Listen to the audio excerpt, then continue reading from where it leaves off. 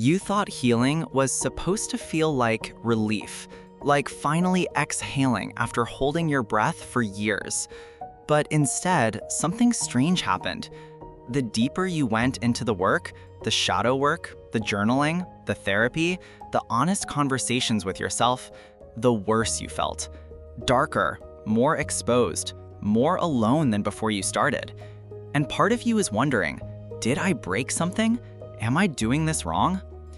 Here's what nobody told you, and what Carl Jung spent decades trying to explain.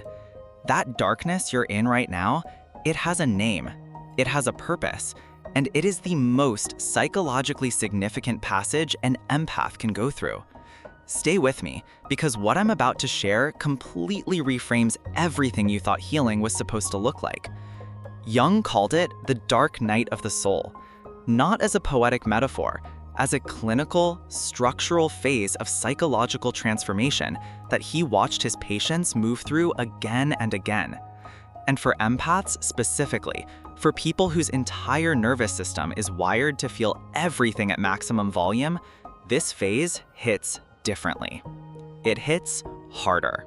Because you don't just feel your own disintegration, you feel everyone else's too.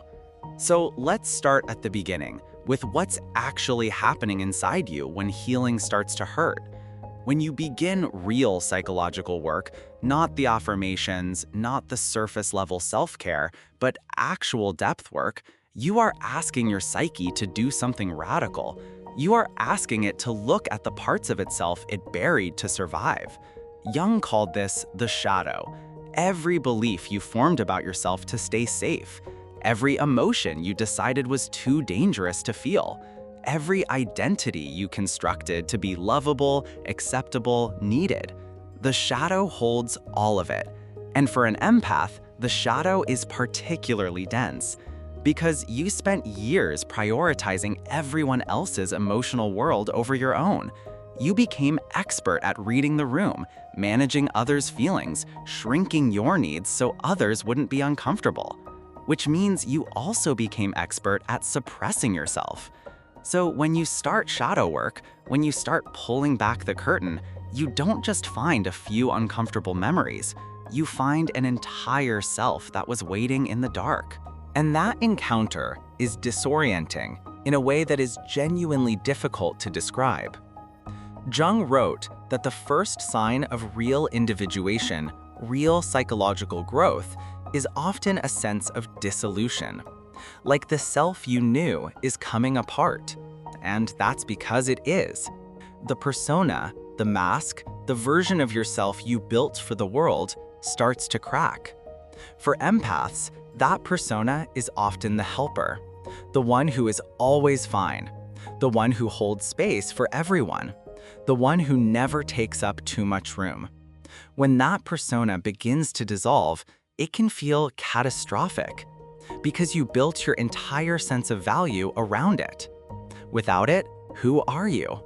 That question, sitting in that question, is the dark night. And here's something I want you to really hear. The dark night is not a sign that you're broken. It is a sign that you have gone deep enough for something real to happen. Seriously speaking, a lot of people do years of healing content and never hit the dark night. You know why? Because they never went deep enough to disturb anything.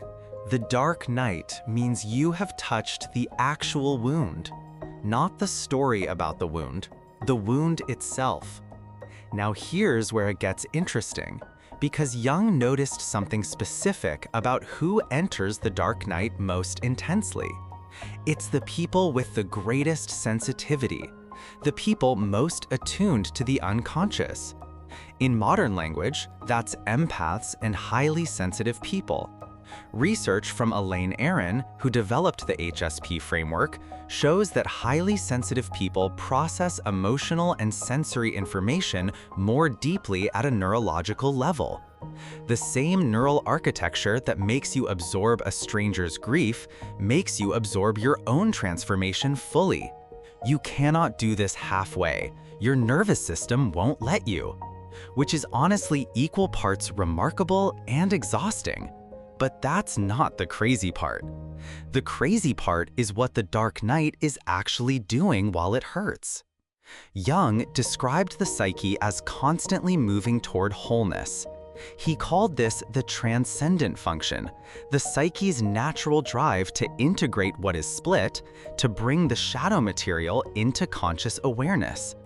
The dark night is the transcendent function in full activation. Your psyche is not collapsing, it is reorganizing. Think of it like a renovation. You cannot rebuild a house while people are still living comfortably in the rooms. You have to create some destruction first. You have to pull down the walls that were holding everything in the wrong place. And yes, for a period of time, it looks like a disaster. It feels like a disaster. The dust is everywhere, there's no kitchen, and you're not entirely sure anyone in charge knows what they're doing. But the renovation is necessary, and the chaos is evidence of change, not evidence of failure. Now, specifically for empaths, there's a layer to the dark night that I think is deeply underexplored. When you start doing this work, you don't just lose the persona, you also lose something that felt like a gift. Your empathic connection to others, the thing you built your identity around, starts to feel different, less automatic, more confusing. Some empaths describe feeling suddenly numb where they used to feel everything, or feeling irritable with the people they used to pour themselves into, or withdrawing from relationships that used to define them. And this is terrifying. Because if you're not the one who feels everything and helps everyone, then who are you? Jung would say, you are finally becoming yourself.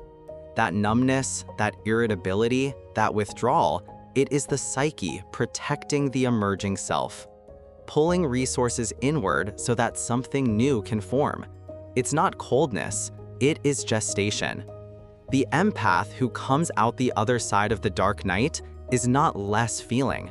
They are feeling with more accuracy, less absorption of other people's material, more clarity about what actually belongs to them, less compulsive helping driven by fear, more genuine care driven by choice. That transformation from wounded healer to what Jung called the conscious guide requires the dissolution first. You cannot skip the dark night. You can only move through it with the right understanding. So what does that look like in practice? The most important thing, and I've mentioned this in other contexts, is to resist the urge to fix the darkness. Most empaths, when they hit the dark night, immediately reach for something to make it stop.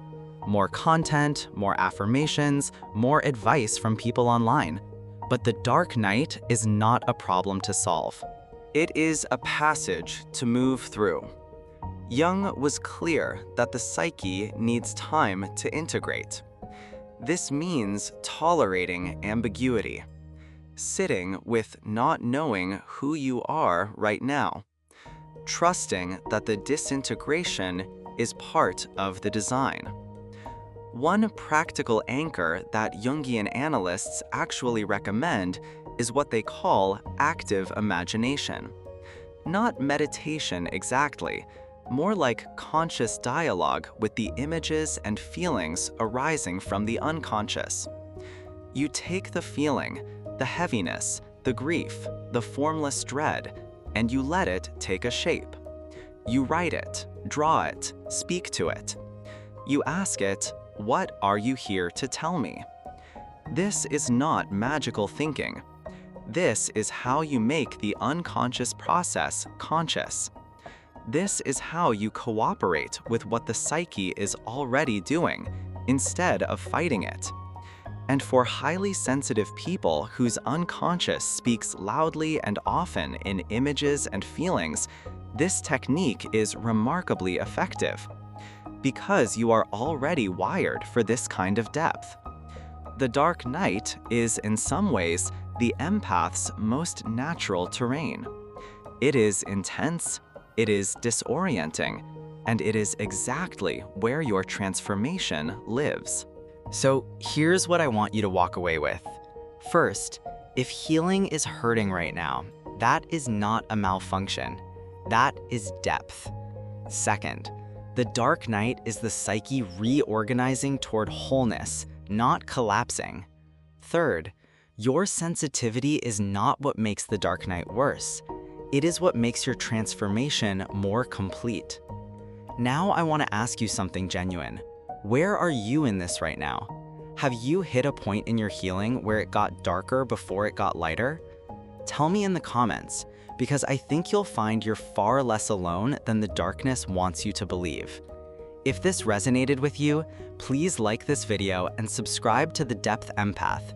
New content every day, going deeper every time.